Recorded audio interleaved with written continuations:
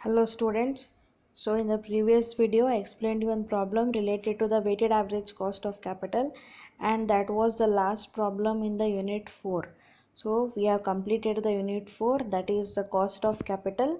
So where we have learnt various concepts, and along with that we had seen various problems.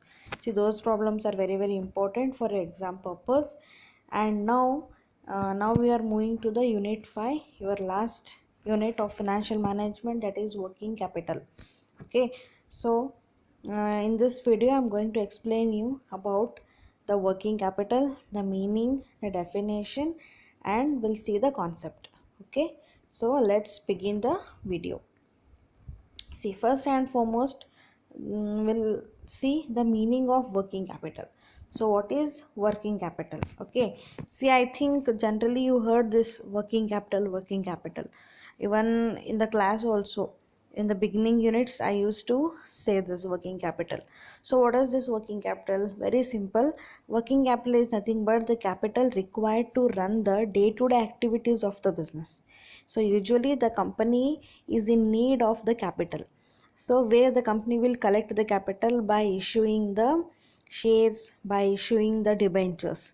Okay, so according to the company's convenience, they are going to raise the funds. Okay, so whatever the funds they raise, so they will not totally invest in the fixed assets or any other purpose. So they will maintain some part for maintaining the regular activities of the business also.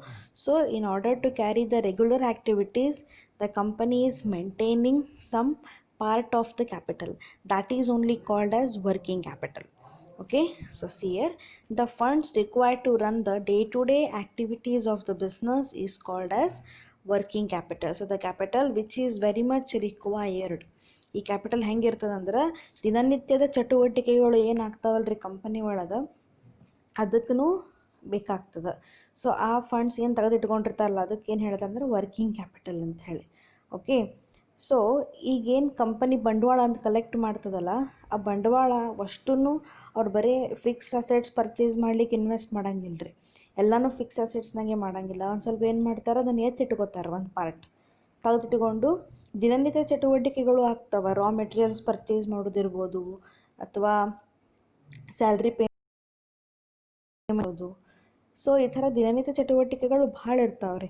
So ಅಂಥದಕ್ಕೆ funds ಏನು maintain ಮಾಡ್ತಾರಲ್ಲ ಅದಕ್ಕೆ ಏನು ಹೇಳ್ತಾರೆ, working capital. So ಹೆಸರೇ ಹೇಳ್ತದೆ ನಿಮಗೆ working capital. Working ಅಂದ್ರೆ ದಿನನಿತ್ಯ ಚಟುವಟಿಕೆಗಳು ಏನು ನಡೀತಿರ್ತಾವೆ, which are ongoing work in the company. So for meeting out those needs the capital is required. such capital is called as working capital.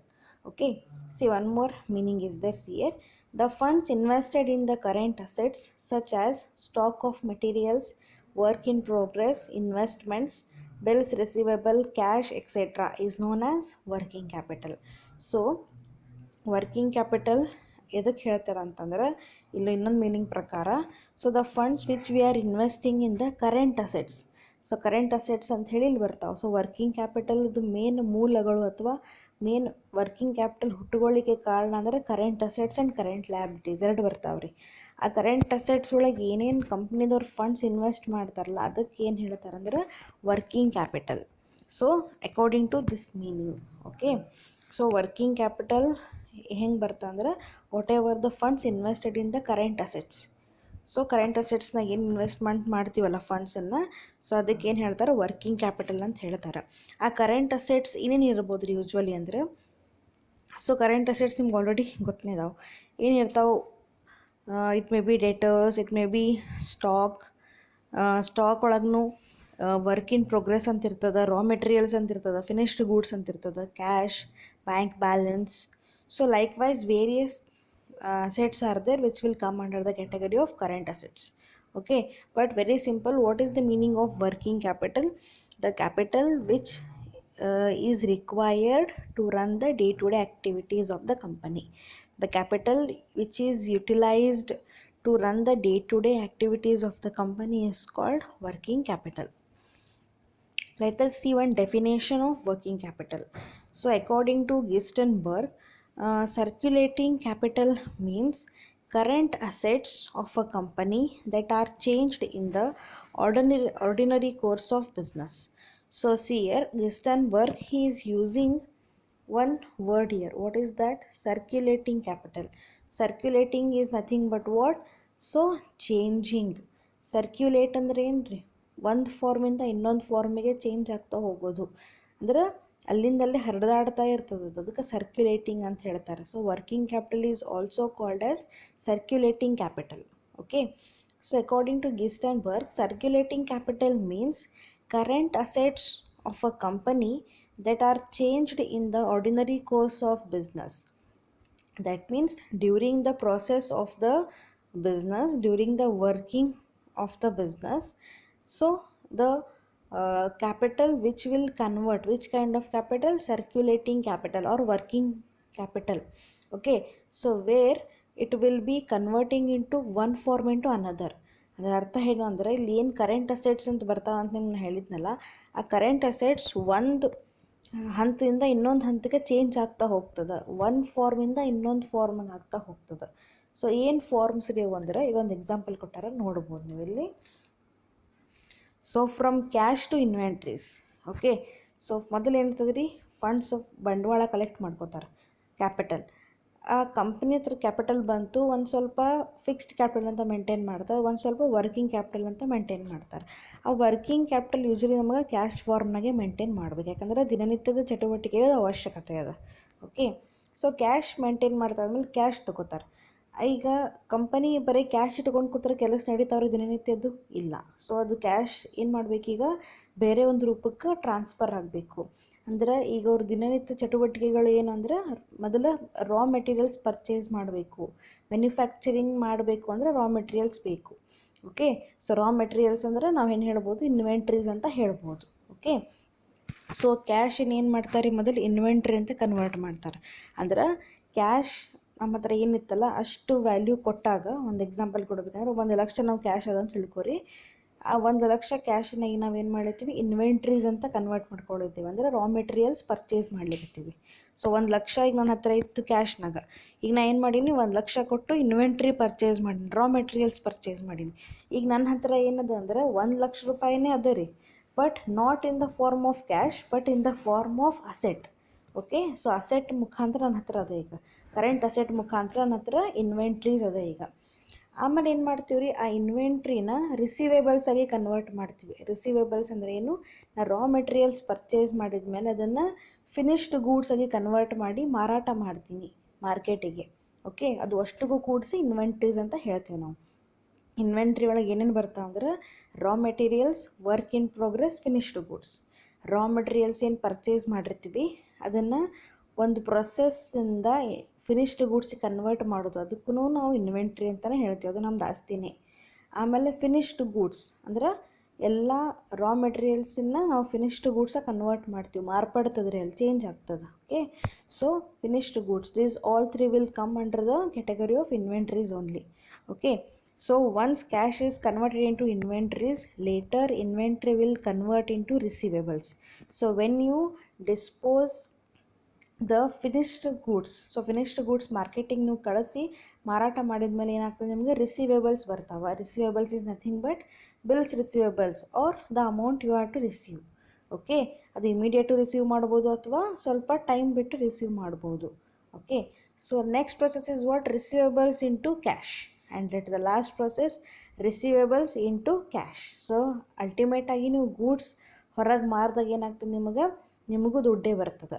ಅಂದರೆ ಇದು ಹೇಳೋ ಉದ್ದೇಶ ಏನು ಸರ್ಕಲ್ದಂದ್ರೆ, ನಿಮ್ಮ ಹತ್ರ ಮೊದಲು ಕ್ಯಾಶ್ ಇತ್ತು, ಕ್ಯಾಶನ್ನು ಇನ್ವೆಂಟ್ರಿಯಾಗಿ ಕನ್ವರ್ಟ್ ಮಾಡಿದ್ರಿ, ಆ ಇನ್ವೆಂಟ್ರಿಯಿಂದ ಏನಾಯಿತು, ರಿಸೀವೇಬಲ್ಸ್ ಆಯಿತು, ಅಂದ್ರೆ ಮಾರಾಟ ಮಾಡಿದ್ದಕ್ಕೆ ನಿಮ್ಗೆ ದುಡ್ಡು ಬರ್ತದೆ. ಅವ್ರ ರಿಸೀವೇಬಲ್ಸ್ ಏನಾಗ್ತದೆ, ಈಗ ಕ್ಯಾಶಿಗೆ ಕನ್ವರ್ಟ್ ಆಯಿತು, ನಿಮ್ಗೆ ದುಡ್ಡು ಬರೋದಿತ್ತು, ಅದು ಯಾವ ಫಾರ್ಮ್ನಾಗ ಬರ್ತದೆ ದುಡ್ಡು ಅಂದ್ರೆ, ಆಬ್ವಿಯಸ್ಲಿ ಕ್ಯಾಶ್ ಫಾರ್ಮ್ನಾಗೆ ಬರ್ತದೆ ನಿಮಗೆ. ಓಕೆ, ಸೊ ಕ್ಯಾಶ್ ನೀವು ಟ್ರಾನ್ಸಾಕ್ಷನ್ ಮಾಡಿ, ಕ್ರೆಡಿಟ್ ಟ್ರಾನ್ಸಾಕ್ಷನ್ ಮಾಡಿರಿ, ಆಮೇಲಂತೂ ನಿಮ್ಗೆ ದುಡ್ಡೇ ಬರಬೇಕು. ಸೊ ಅದೇ ಅಲ್ಟಿಮೇಟಾಗಿ ಕ್ಯಾಶಿಗೆ ಕನ್ವರ್ಟ್ ಆಯಿತು ಅಂತ ಹೇಳೋದು process, cash to cash. This is called working capital. It is also called circulating capital. ಇದನ್ನೇ ಗಿಸ್ಟನ್ಬರ್ಗ್ ಹೇಳಿಗತ್ತಾನ, circulating capital means current assets of company that are changed in the ordinary course of business. So from the day-to-day activities of the business, the current assets of the company will change from one form into another form. Okay, you can observe cash is also current asset, inventory is current asset, receivable is current assets, and ultimate again cash current asset.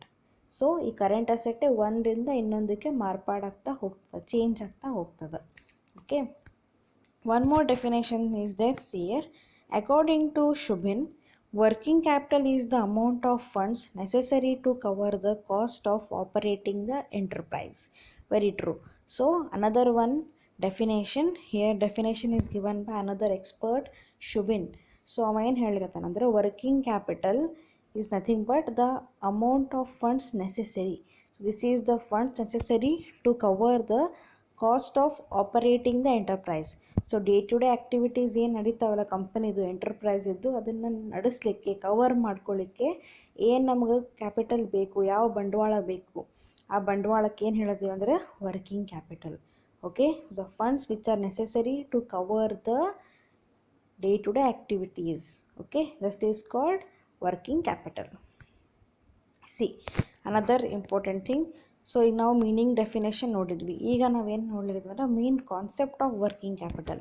So ಈ working ಕ್ಯಾಪಿಟಲ್ನಾಗ ಏನು ಕೂಡೋದು actually ಅಂದ್ರೆ, ಇದಕ್ಕೆ ಎರಡು ಥರ ಹೇಳ್ತಾರೆ. ಒಬ್ಬರು ಎಕ್ಸ್ಪರ್ಟ್ ಒಂದು ಥರ ಮಾತಾಡ್ತಾರೆ, ಇನ್ನೊಂದು ಎಕ್ಸ್ಪರ್ಟ್ಸ್ ಇನ್ನೊಂದು ಥರ ಮಾತಾಡ್ತಾರೆ. ಈಗ ನಾವೆರಡು ತಿಳ್ಕೊಳ್ಳೋಣಂತ. ಸೊ ಫಸ್ಟ್ ಏನದ ನೆಟ್ ವರ್ಕಿಂಗ್ ಕ್ಯಾಪಿಟಲ್. ಇಲ್ಲಿ ಎರಡು ಥರ ಬರ್ತದೆ. ಒಂದು net working, another one is gross working. Okay, so net working capital and gross working capital.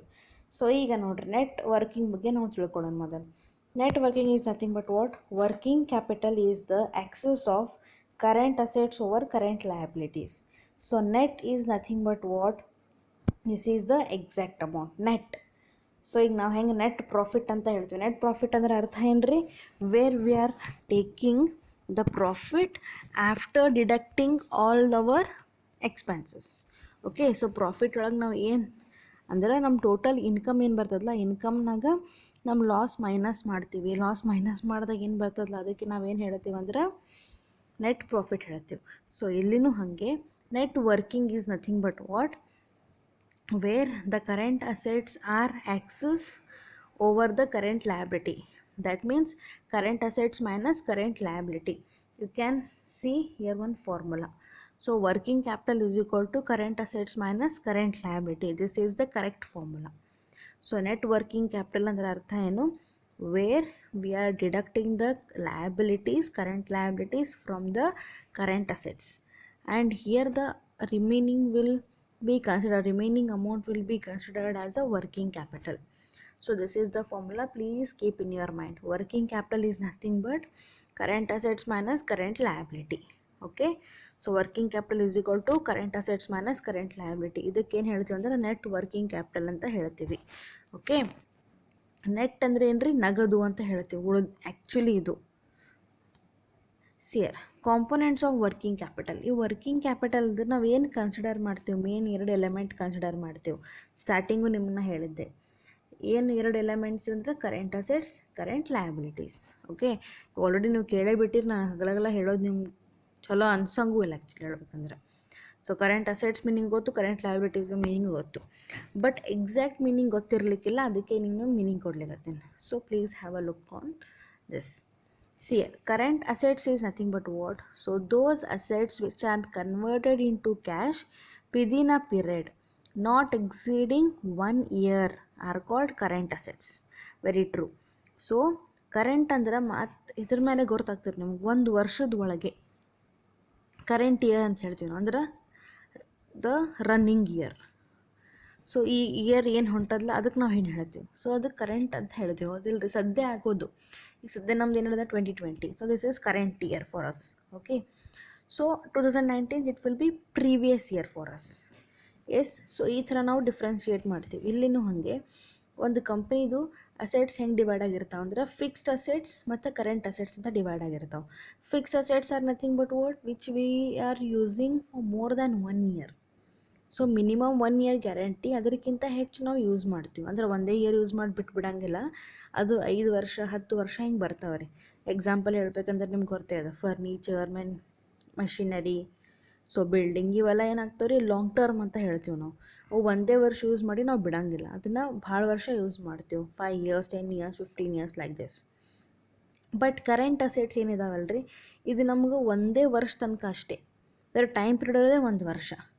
Okay, so 1 ವರ್ಷನ ಏನು ಮಾಡ್ಬೇಕು, ಅದನ್ನು ವಾಪಸ್ ನಾವು ಕ್ಯಾಶಿಗೆ ಕನ್ವರ್ಟ್ ಮಾಡ್ಕೋಬೇಕು. ಅದನ್ನೇನು ನಾವು ಇನ್ವೆಸ್ಟ್ಮೆಂಟ್ ಮಾಡಿರ್ತೀವಲ್ಲ ಕರೆಂಟ್ ಅಸೆಟ್ಸ್ ಅಂತೇಳಿ, ಅದನ್ನು ವಾಪಸ್ ಕ್ಯಾಶಿಗೆ ಕನ್ವರ್ಟ್ ಮಾಡ್ಕೋಬೇಕು. ಅದಕ್ಕೆ ನಮಗೆ ಟೈಮ್ ಎಷ್ಟು ಇರ್ತದೆ ಅಂದ್ರೆ 1 ವರ್ಷ ಇರ್ತದೆ. 1 ವರ್ಷನಾಗ ಆಗಬೇಕು. ಅದಕ್ಕೆ ಏನು ಹೇಳ್ತಾರೆ, ಕರೆಂಟ್ ಅಸೆಟ್ಸ್ ಅಂತೇಳಿ. These are those assets which are converted into cash within a period. So period is what, not exceeding 1 year. 1 ವರ್ಷಕ್ಕಿಂತ ಜಾಸ್ತಿ ಆಗಬಾರ್ದು. Not exceeding 1 year are called current assets. So say we'll see some examples, that cash in hand, sundry debtors, even cash at bank, bills receivable, ಅವೆಲ್ಲ ಬರ್ತಾವೆ. ಮತ್ತು ಇಲ್ಲಿ ಇನ್ನೊಂದೆರಡು ನಾ examples ಬರ್ದೀನಿ ನೋಡ್ರಿ. ಏನದ, prepaid expenses, outstanding incomes. Prepaid expenses ಏನಿರ್ತದೆ ರೀ, ಪ್ರೀಪೇಯ್ಡ್ ಅಡ್ವಾನ್ಸ್ ಪೇಮೆಂಟ್ ಮಾಡಿರ್ತೀವಿ. ಅಡ್ವಾನ್ಸ್ ಪೇಮೆಂಟ್ ಮಾಡಿದಲ್ಲಿ ನಮಗೇನಾಗ್ತದೆ, ನಾವು ಸರ್ವಿಸಿನ ತೊಗೊಂಡಿಲ್ಲ, ಅಡ್ವಾನ್ಸ್ ಪೇಮೆಂಟ್ ಮಾಡೀವಿ. So that is our asset. Okay, outstanding income. Outstanding income means so the income yet to be received. ನಾವಲ್ಲಿ ಕೆಲಸ ಮಾಡೀವಿ, ಬಟ್ ನಮ್ಗಿನ್ನೂ ಅದು ಇನ್ಕಮ್ ಬಂದಿಲ್ಲ. ಇದಕ್ಕೆ ಎಲ್ಲ ಎದ್ರಾಗ ಬರ್ತಾವೆ ಅಂದ್ರೆ ಕರೆಂಟ್ ಅಸೆಟ್ಸ್ನಾಗೆ ಬರ್ತಾವೆ. Okay, next is current liabilities. So current liabilities are nothing but what, those liabilities are to be paid within a period of 1 year. Okay, so within a period of 1 year these liabilities has to be paid. Okay, sorry for this mistake, one mistake agada.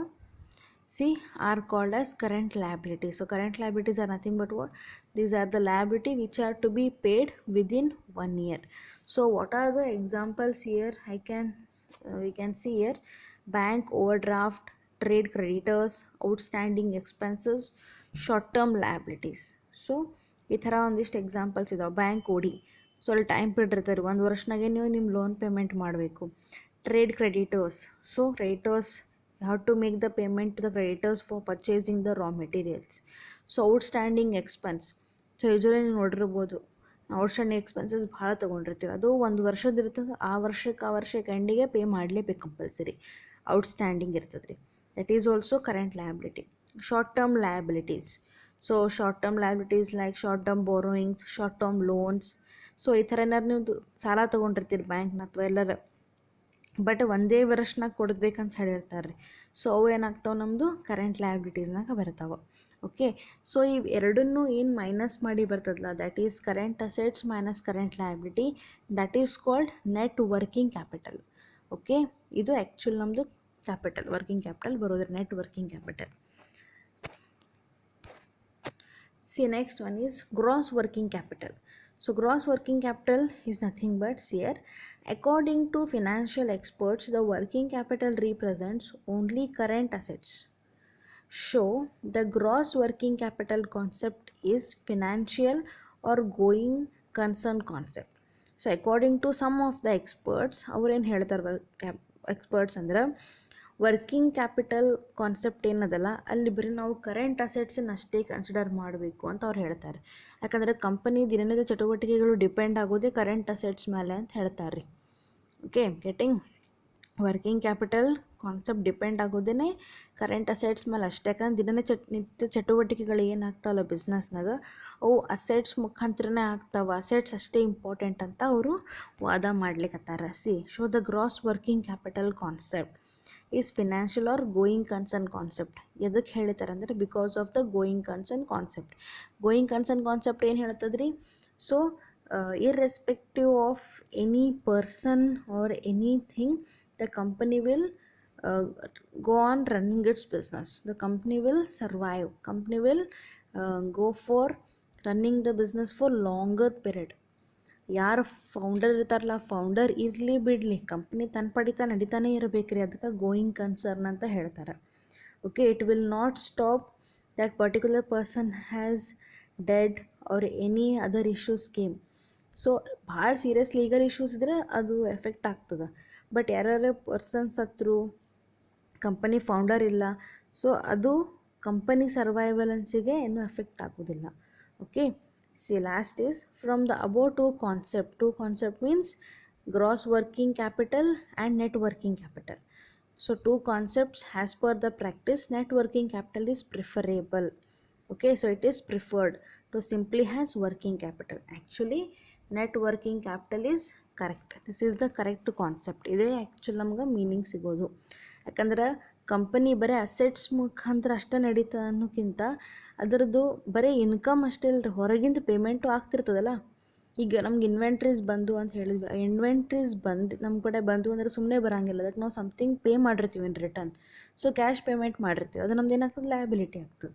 So ಹಿಂಗೆ ಒಂದಕ್ಕೊಂದು connection ಇರ್ತಾವೆ. ಅದಕ್ಕೆ ಏನು ಹೇಳ್ತಾರೆ, we have to consider the net working capital has a working capital. Okay, so this is the concept of net working capital. So in the coming videos I will be sending you some other concepts related to the working capital, and we will see the problem also. I hope you are understanding this. If you are having any doubts, so please message me.